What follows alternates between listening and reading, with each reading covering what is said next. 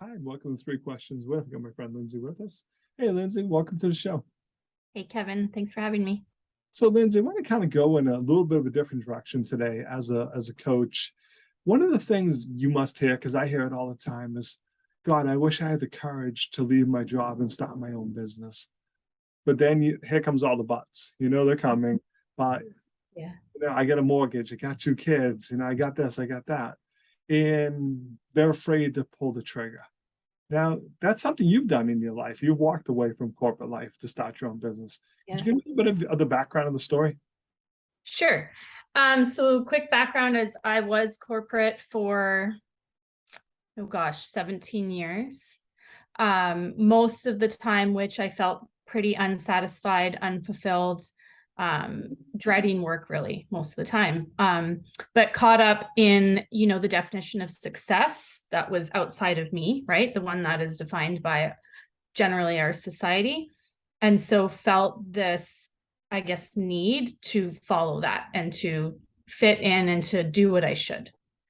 And for me, I think it just became too overwhelming in many aspects. So, mentally, of course, the stress, the anxiety, but also physically. So I ended up having, a health crisis that was related to the stress and anxiety that really forced me to think about, what it is that I really want. And so when I came down to it, I had, already gotten my master's in counseling psychology to become a therapist and never fulfilled that dream for a lot of the same reasons that I just talked about. And, when we talk more about this, it will be a lot of the same reasons that most people don't follow their dreams, right? And so kind of went back to that one and said, what was it about that really, motivated me and fulfilled me, and kind of came up with that list. And, there were things on there about being a therapist that I didn't love, and thought about how could I do something like that was, similar, but giving me more of what I really wanted. And so that's when, life coaching was the answer for me. And so my first step was small. I just decided, small in the sense of like risk. I just decided that I was going to pursue finding a certification that fit me. And that was my first step, right? So now I'm just investigating and I'm exploring and I'm looking up different schools. And when I found one that felt right to me, that felt like it was going to give me what I wanted in terms of education and learning, then that was my next step, right? Okay, let's secure my spot with this school. And yes, that was a risk that cost me money, right? And time, but it was something I could do while I was working. And so it was a step forward without having to like jump all the way in head first. And then, while I was certifying and, learning the ways of the business, I started to take action on them, right? While I was still working.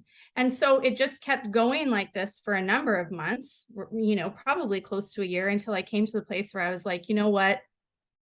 This needs and deserves my full attention. I really like that. I like your advice to take small steps, because a lot of the stuff we can start before we leave the security of a full-time job, to make sure that we're right. But if someone's watching and they're like, geez, Lyndsay, I just don't know if being a sole entrepreneur, starting a business is right for me. Is that something you can guide them through? Because we talked before the show and I did it. When I started my business, I was naive, Lyndsay. I thought, all these people I knew through networking were just going to become clients. It was going to be really that simple. And it was a little bit of a smack when it didn't happen as quickly as I thought it would. So can you guide people through the expectations and make sure that they're ready before they take this step?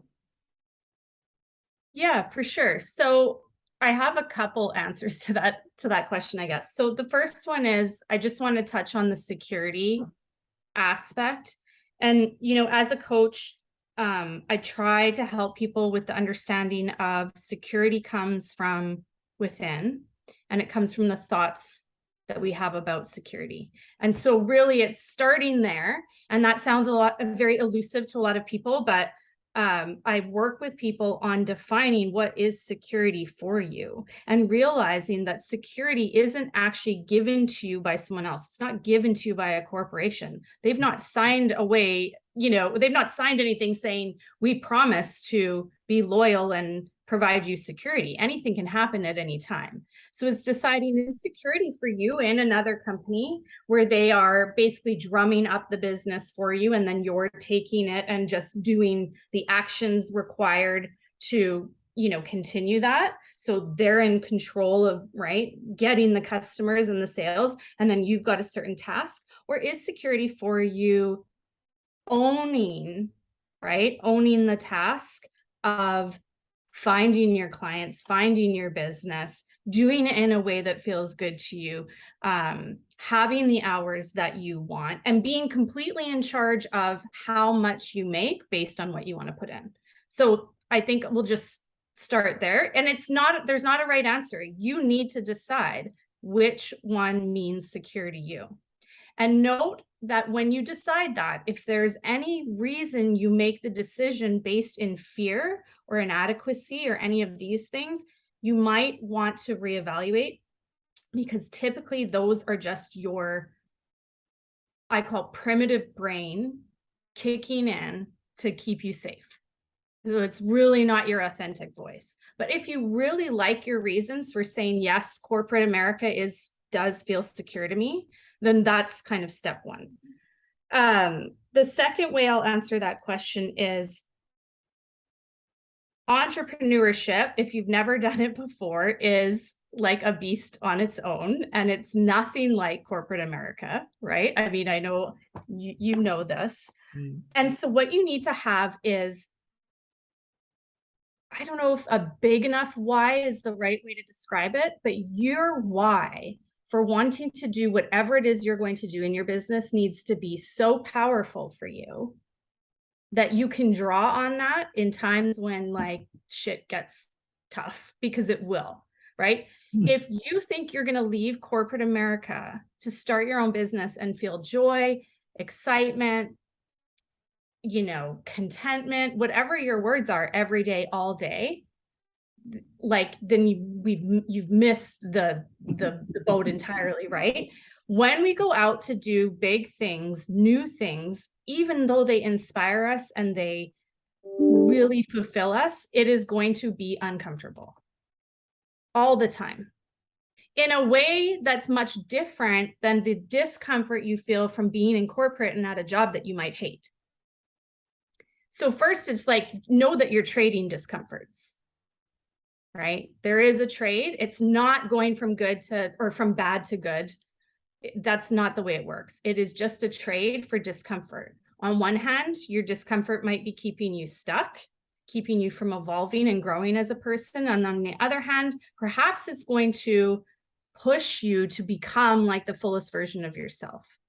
So you need to decide when you're going into entrepreneurship if you want that discomfort of pushing yourself to being the best version of yourself, right? Because like, honestly, if this were easy, right? And because there are some people that will be judgmental potentially of how you want to make money as an entrepreneur. If I wanted easy, I would stay in corporate where someone just pay me 6 figures to send me a list of my duties every day that I just tick off. Yep. Right? But I don't gain fulfillment there. So I'm just trading discomfort, right? I'm having a new type of discomfort over here that's like, I don't always know what I'm doing. I have to investigate. Things don't just come to me easily, right? I have to put the effort in to get the clients and get the sales, but I'm fulfilled. Yep. You have to ask yourself, like, which discomfort do I want? Yeah, I can remember that when I first started my own business. I didn't have a team anymore. I didn't have someone. When I worked at the bank, we had a team. So if I had a question about marketing, I had someone who had more experience about marketing than I did. And now all of a sudden I'm responsible for that. And it was interesting. I enjoyed getting to learn, but they said at the end of the day, Mhm. my God, I spent all day trying to figure out, if I like this flyer or not. It's not what I thought I was signing up for. So it's important to understand. But I agree, I really like how you said that, we're trading discomfort. I never thought of it from that perspective, but when you said like, Yeah. wow, man, that just summed it up pretty nicely and stuff. So Lyndsay, what's the best way for people to reach out to you? How can they learn more? Sure. So a couple ways. One, I'm pretty active on Instagram, so they can search me on Instagram. I have like the worst handle ever on Instagram. So long. But it's my first name, Lyndsay E. Hume _ life coach. So it's long. I don't know how all the handles were taken that were close to my name, but they were. Or they can just go to my website too, which is lyndsyhume.com. And on there's just information about the type of work I do, how they can work with me, and they can schedule a free call. Like I'm actually always really down with just chatting with people. So even if they just have questions or have, a conversation they want to have, or a debate, if you will, like a friendly debate, I'm always up for that and, really enjoy it. So I would, love for anybody just to reach out for a conversation. Awesome, Lyndsay. I appreciate you taking a couple minutes out of your day to come on the show. And as always, thanks for being my friend. Thanks, Kevin.